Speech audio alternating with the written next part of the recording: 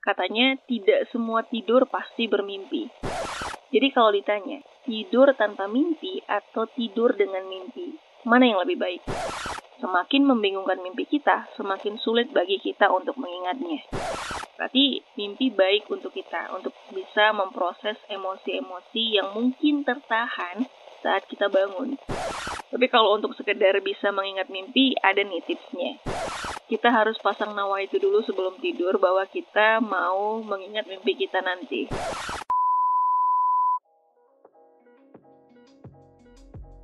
Assalamualaikum, hai, selamat datang di podcast Catatan Pinggir. Masih bareng aku Adela di sini yang bakal kamu dengerin suaranya sampai beberapa menit ke depan. Gimana kabarnya hari ini? Semoga sehat dan selalu sehat ya, dan juga selalu dalam lindungan Tuhan. Di episode ini, kita lagi di segmen belajar bareng, dan sesuai dengan judulnya, kita bakal ngebahas soal mimpi.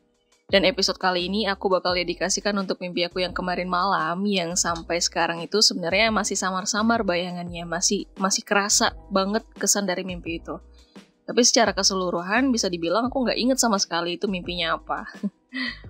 Kalau kamu pernah nggak nih ngalamin hal yang sama? Gak bisa inget sama sekali mimpinya, tapi masih berasa kesannya. Atau kamu justru adalah orang yang gampang banget untuk mengingat mimpinya? Nah, di episode kali ini kita bakal bahas lebih dalam lagi soal mimpi, termasuk seberapa berpengaruhnya mimpi untuk psikologis dan mental kamu. Wih, berat banget nih kedengarannya. Dengerin sampai akhir ya. Kita bahas dari yang paling dasarnya dulu. Apa itu mimpi? Mungkin sebagian dari kita udah tahu ya apa itu mimpi. Terlepas dari benar apa tidaknya pengetahuan kita soal pengertian dari apa itu mimpi, nah tapi ada teori secara ilmiahnya yang menjelaskan apa itu mimpi. Dari berbagai sumber secara keseluruhan mengatakan bahwa mimpi itu adalah gambaran-gambaran atau pengalaman-pengalaman yang terjadi di dalam benak kita, di dalam bawah sadarnya kita ketika kita tidur. Karena pada saat kita tidur, otak tidak berhenti bekerja. Dan pada saat tidur inilah, otak tetap memproses semua memori yang dia dapat ketika kita bangun. Lalu kenapa kita bisa bermimpi? Sebenarnya tidak ada jawaban pasti sih kenapa kita bisa bermimpi. Maksudnya tidak ada teori atau jawaban ilmiah yang pasti kenapa kita bisa bermimpi. Tidak ada penjelasan jelas kayak penjelasan kenapa kita bisa tidur gitu maksudnya. Tapi ada beberapa versi yang mungkin bisa jadi referensi lain untuk bisa menjawab kenapa kita bisa bermimpi. Nah, dari beberapa versi itu mengatakan bahwa mimpi itu terjadi karena otak sedang memproses semua data-data yang terjadi ketika kita sadar dan menyajikannya dalam bentuk gambaran-gambaran atau cerita-cerita yang kadang gak beraturan dan gak jelas. Jadi kalau aku bisa simpulkan, kenapa mimpi bisa terjadi? Ya karena pada saat tidur, otak yang masih aktif bekerja itu masih terus memproses memori-memori atau data-data yang kita dapat saat kita bangun. Nah, memori-memori kita yang diproses otak itu muncul dalam benak kita, dalam pikiran kita, bisa jadi dalam sebuah gambaran-gambaran atau kejadian-kejadian yang lalu kita sebut dengan mimpi. Terus kapan kita bermimpi? Nah, sebenarnya juga jawaban ini menyambung ke jawaban yang tadi, kenapa kita bisa bermimpi. Nah, mimpi itu terjadi ketika kita berada di fase tidur yang paling dalam atau fase REM, Rapid Eye Movement. Nah, kita bahas sedikit dulu soal fase-fase atau tahapan-tahapan dalam tidur supaya lebih nyambung nih pembahasan soal REM-nya. Jadi, ketika kita tidur, ada sebuah siklus yang terjadi berulang-ulang. Nah, siklus ini dimulai dari tidur fase non-REM atau non-Rapid Eye Movement, atau orang Indonesia biasanya sebut dengan tidur ayam. Ini adalah tahapan tidur yang paling pertama, di mana kita biasanya masih setengah sadar dan masih gampang kebangun. Biasanya ini terjadi sekitar 5-10 menit pertama saat kita tidur. Berikutnya kita masuk ke fase non-REM yang kedua, di mana di sini kita sudah mulai nyenyak nih, sudah mulai pulas. Di sini detak jantung dan pernafasan kita mulai semakin pelan, suhu tubuh kita turun dan otot-otot tubuh juga semakin rileks. Dari halaman website halodoc.com, aku kutip sedikit mengatakan bahwa ketika memasuki fase ini, gerak mata akan berhenti dan gelombang otak melambat, diiringi dengan hadirnya semburan gelombang cepat sesekali, bernama spindle tidur. Selain itu, fase tidur kedua ini juga ditandai dengan adanya key complex, yaitu puncak tegangan tinggi negatif pendek. Kedua hal itu kemudian bekerja sama untuk melindungi tidur dan menekan respon terhadap rangsangan luar, serta membantu penggabungan memori berbasis tidur dan pengolahan informasi.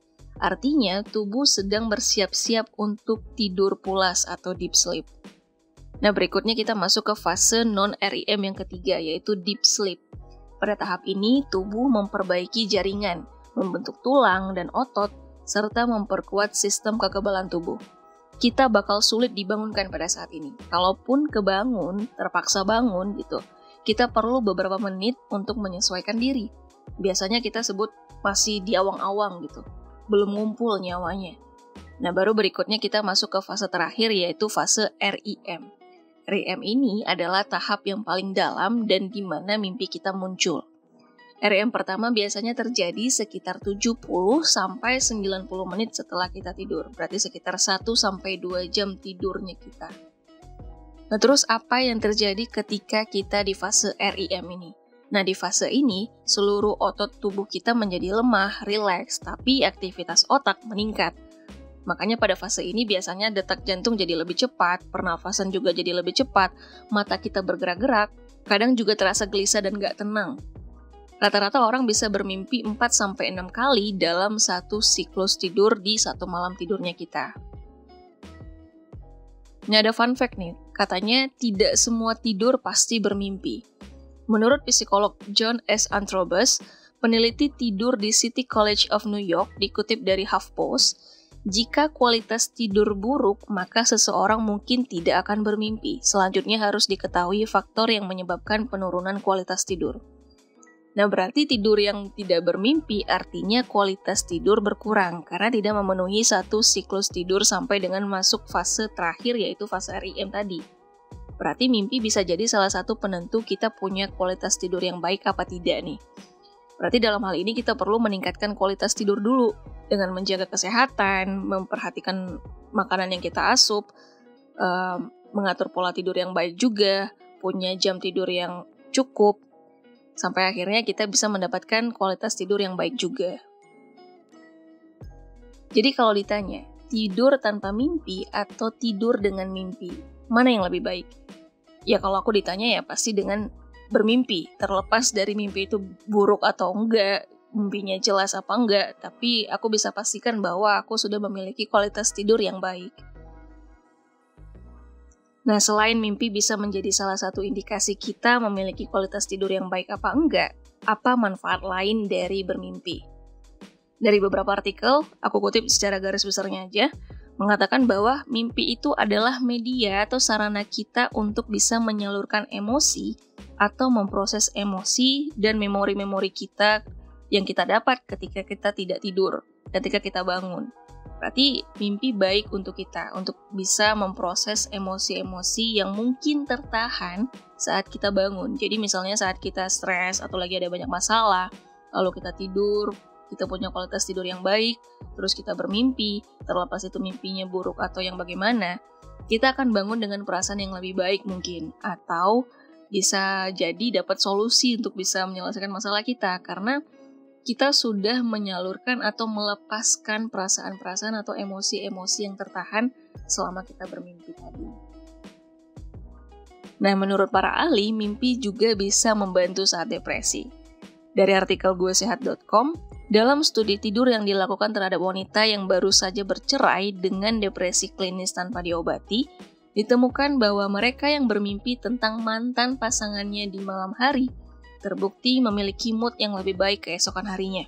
Dan orang yang bermimpi lebih mungkin pulih dari depresinya ketimbang yang tidak memimpikan apapun tentang kehidupan atau tidak dapat mengingat mimpinya. Dengan bermimpi, orang tersebut terus-menerus membuat otaknya bekerja sepanjang malam dan pada akhirnya depresi bisa berkurang. Walaupun kadang mimpi tidak dapat memecahkan masalah atau membuat hal yang di kehidupan nyata kita menjadi lebih baik, tapi akan membentuk sebuah perspektif yang berbeda dari apa yang kita pikirkan sebelumnya. Nah, kita balik ke pertanyaan awal, kenapa sulit banget untuk bisa mengingat mimpi? Ini akan menjawab pertanyaan aku juga nih di awal tadi. Kenapa mimpiku kemarin malam itu gak bisa aku ingat, tapi masih berasa kesannya gitu. Kadang kalaupun ingat, paling sepotong-sepotong doang. Samar-samar doang, sebentar ingat, terus setelahnya lupa lagi gitu. Nah, jawabannya juga kembali ke pembahasan awal tadi juga sebenarnya.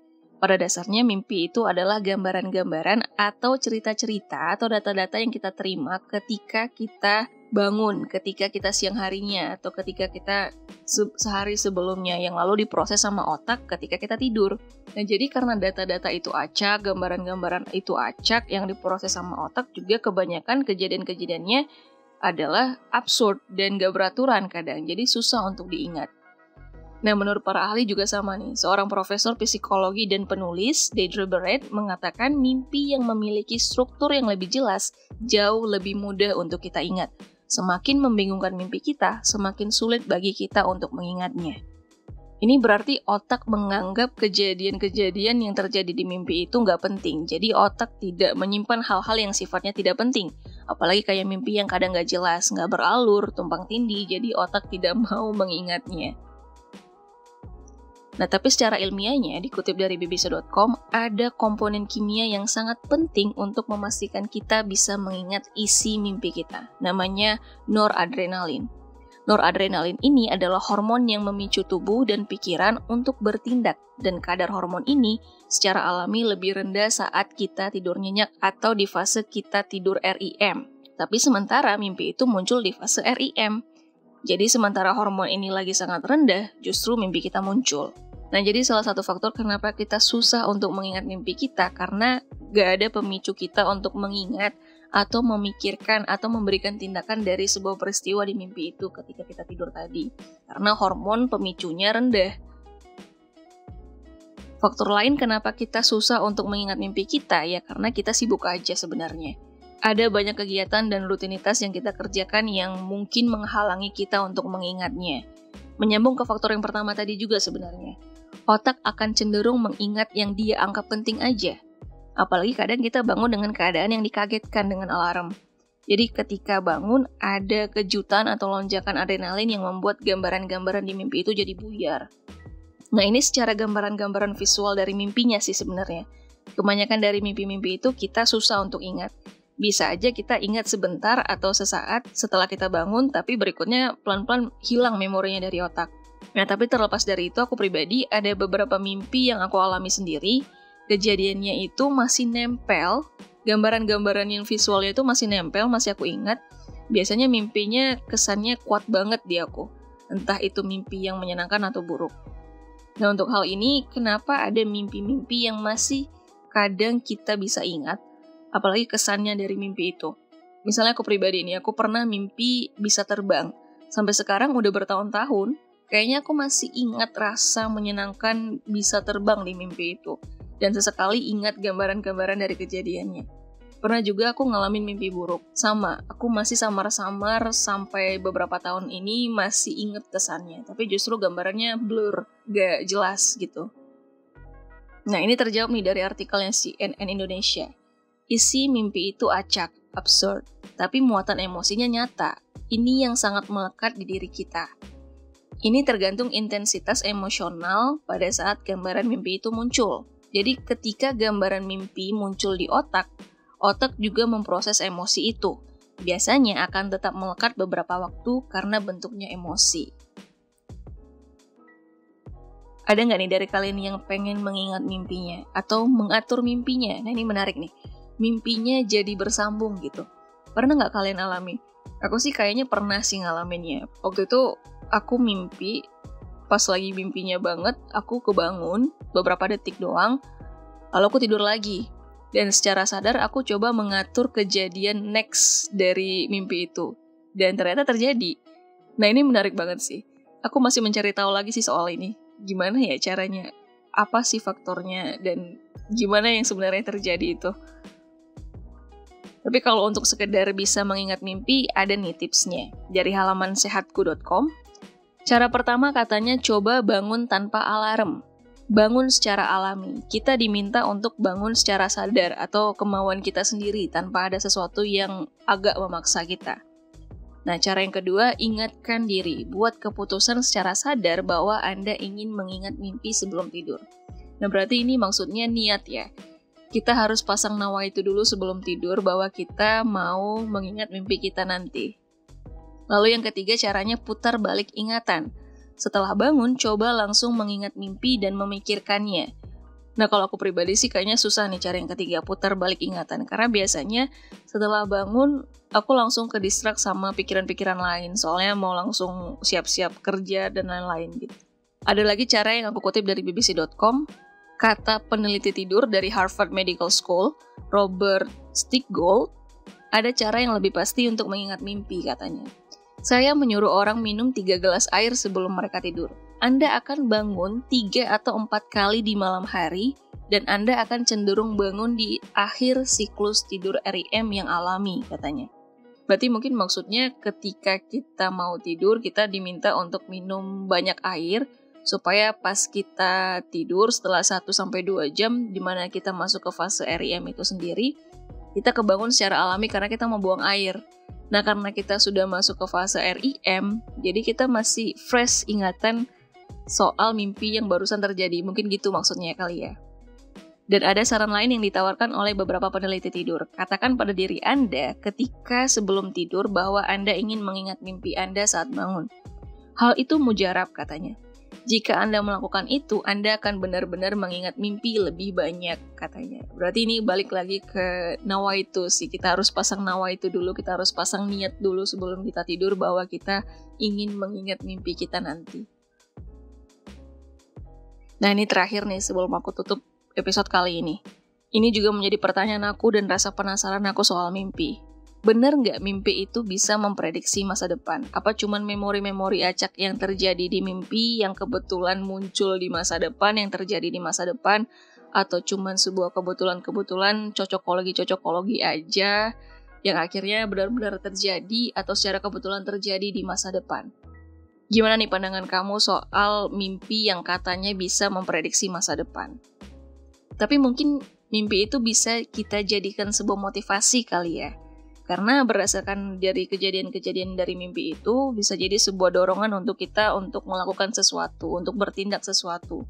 Yang akhirnya bisa terjadi di masa depan. Dari berdasarkan emosi-emosi atau gambaran-gambaran samar yang kita dapat dan kita percaya ketika kita mimpi. Terima kasih sudah mendengarkan sampai akhir. Buat kamu yang mungkin ada cerita untuk dibagikan di podcast ini, atau mungkin mau bantu aku jawab pertanyaan tadi soal bener nggak mimpi itu bisa memprediksi masa depan, silahkan kirimkan atau hubungi aku di sosial media podcast Catatan Pinggir.